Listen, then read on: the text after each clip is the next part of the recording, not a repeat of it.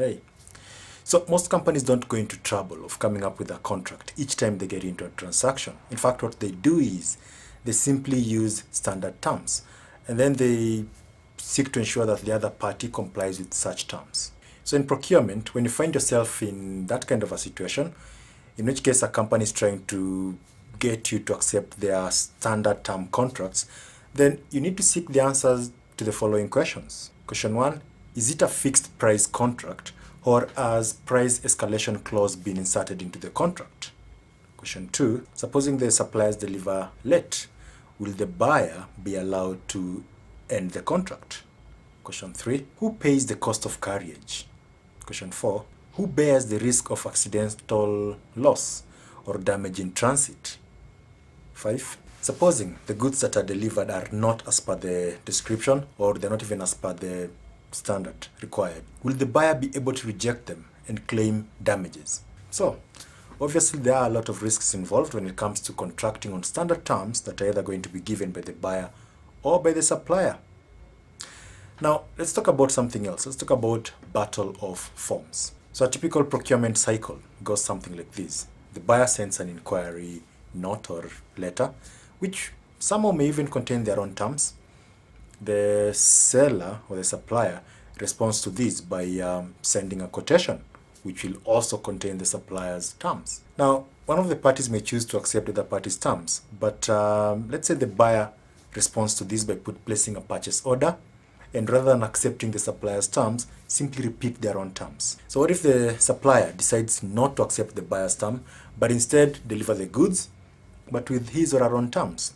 So what is going on here is what we actually refer to as battle of forms, or simply the last document rule. So the thing is, when it comes to the rules that are going to be used in that contract, the last document to be sent and accepted usually will go with the rules or the terms contained in that particular document.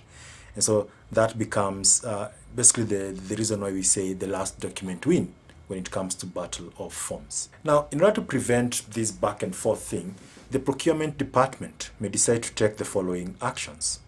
Number 1, send acknowledgement copies of all inquiries containing the buyer's terms, which the supplier is supposed to accept. If the supplier sends their own quotation rather than accepting the buyer's terms, then the quotation is rejected. And so number 2, the same should be done when it comes to purchase orders.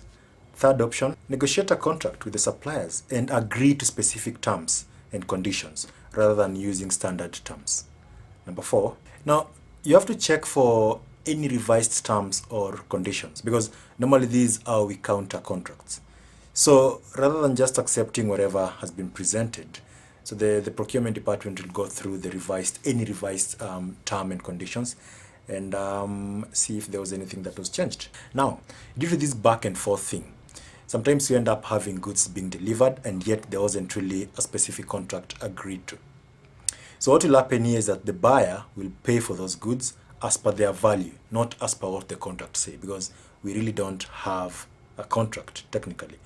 What might actually exist is a quasi-contract. So the rule in contra merit, in short, the buyer will pay as per the worth of those goods. Of course, this can end up being a legal complication, but normally that's how it works out. Now, up to there, I hope you understand what standard terms are and also what battle of forms is. If you do have any question, do let me know, and have a lovely day. See you in the next lesson.